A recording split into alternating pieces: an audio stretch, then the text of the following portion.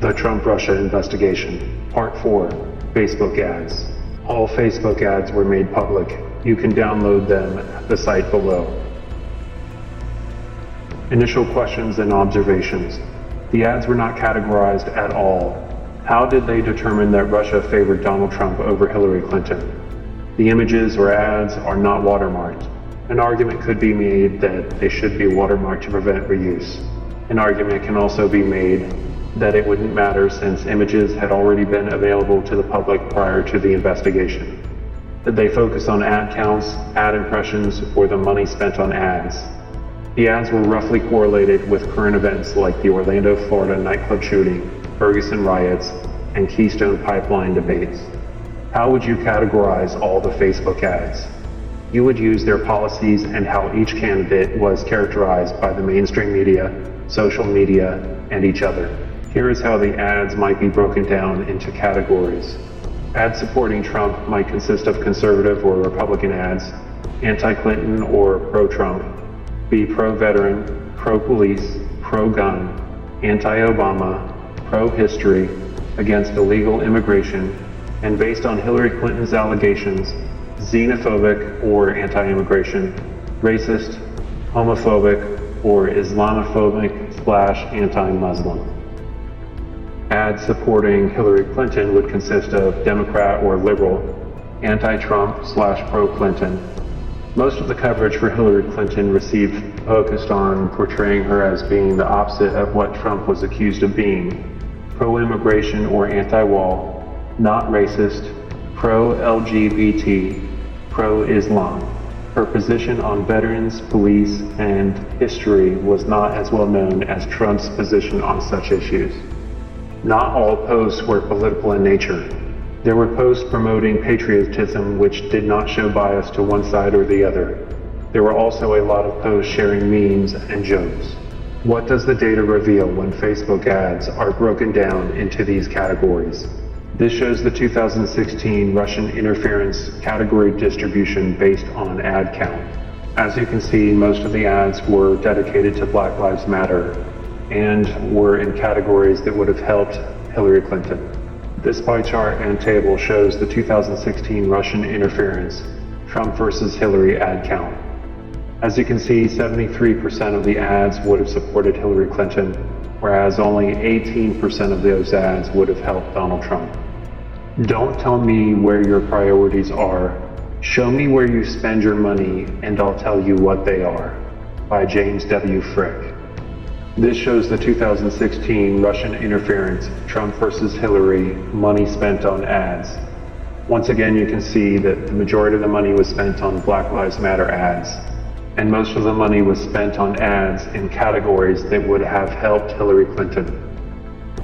This shows the 2016 Russian interference, Trump versus Hillary, money spent on ads. As you can see, the majority of the money spent on ads was dedicated to help Hillary Clinton, while only 20% of the money spent on Facebook ads went to categories that would have helped Donald Trump.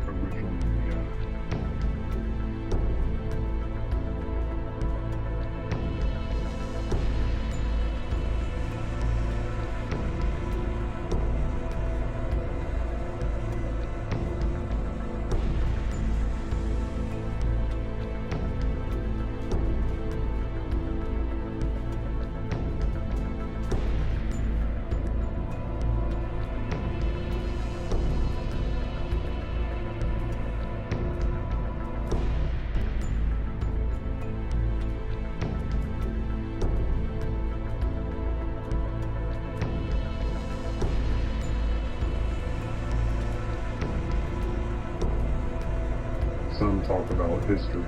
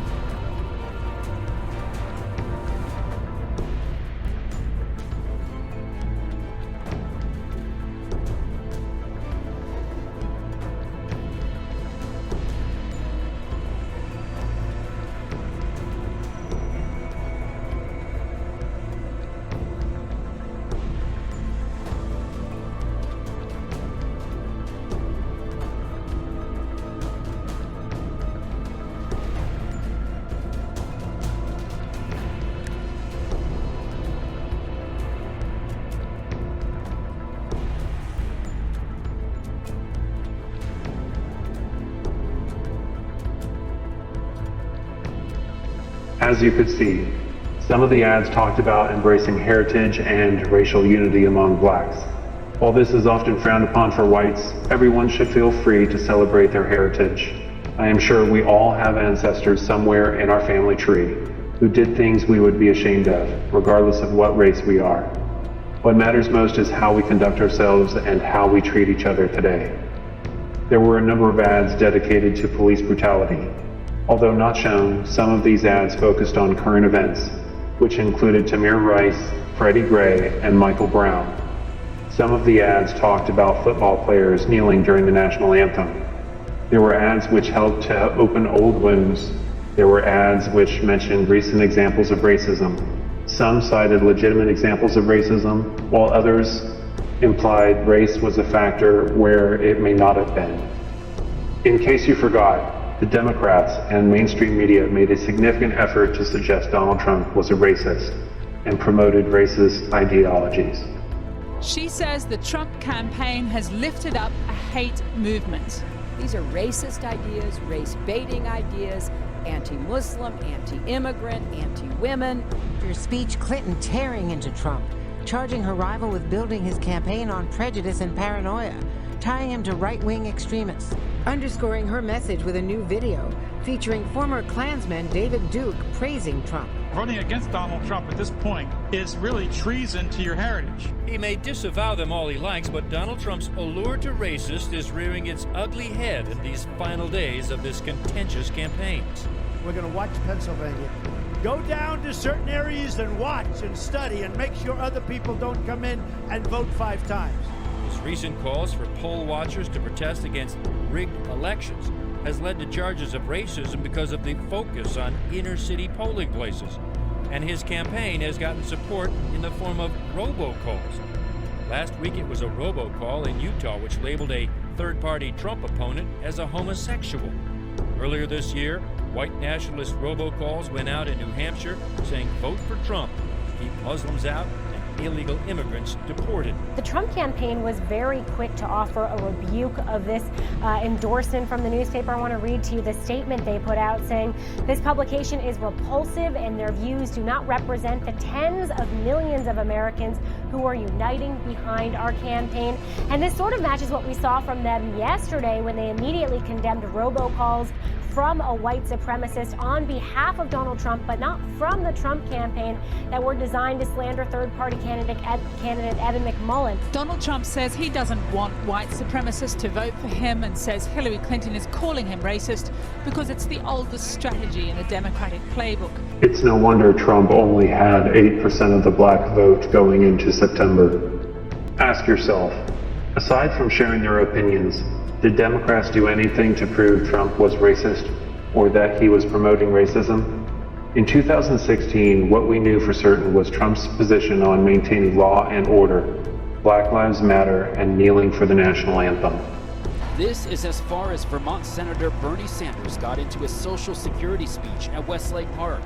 Thank you, Seattle, for being one of the most progressive cities in the United States of America. Moments later, Black Lives Matter activists rushed the stage. I would never give up my microphone. I thought that was disgusting. That showed such weakness. The way he was taken away by 2 young women. The Republican Party is going to make that issue, killing police officers, a campaign issue. Will you do that? Of course, it's a big issue. It's a horrible issue, and it's going to be a very important one. It's called law and order. We want law and order, and that's going to be one of my big issues and always has been. What about the Black Lives Matter movement? Will they be singled out as a provocateur in this terrible situation? Well, you see them marching, and you see them on occasion, at least. I've seen where they're essentially calling death to the police. And that's not acceptable. Whether you like them or don't like them, that bill is not acceptable. But I've seen it and you've seen it. Donald Trump isn't taking it lying down. He's firing back. I think it's a terrible thing. And, he'll, maybe he should find a country that works better for him. Let him try. It won't happen. The report on the Russian investigation claimed ads were intended to harm Hillary Clinton's chances of winning the election by assaulting her character and by confusing or discouraging people, mainly minorities, from voting at all. Questions to consider. Were the Democrats and mainstream media effective at promoting the idea that Donald Trump was a racist or that he promoted racist ideologies? Knowing that 3 times the amount of money was spent on ads under the Clinton/Democrat category, can we really conclude that Russia favored Donald Trump? Given that Black Lives Matter ads accounted for nearly 58% of the ads on Facebook and received nearly 50% of the funding, would these ads have helped Donald Trump? If minorities and those who stand against racism believe Donald Trump was racist or promoted racism, could they really be discouraged from voting to keep him out of office? As it relates to Black Lives Matter ads, if people, especially minorities, were exposed to these ads for nearly 2 years, how would it impact their interaction with police and other races? What if they were exposed to these ads for 4 or even 6 years? What about Twitter? How did Russians use Twitter to influence the election? Stay tuned for part 5, Twitter ads.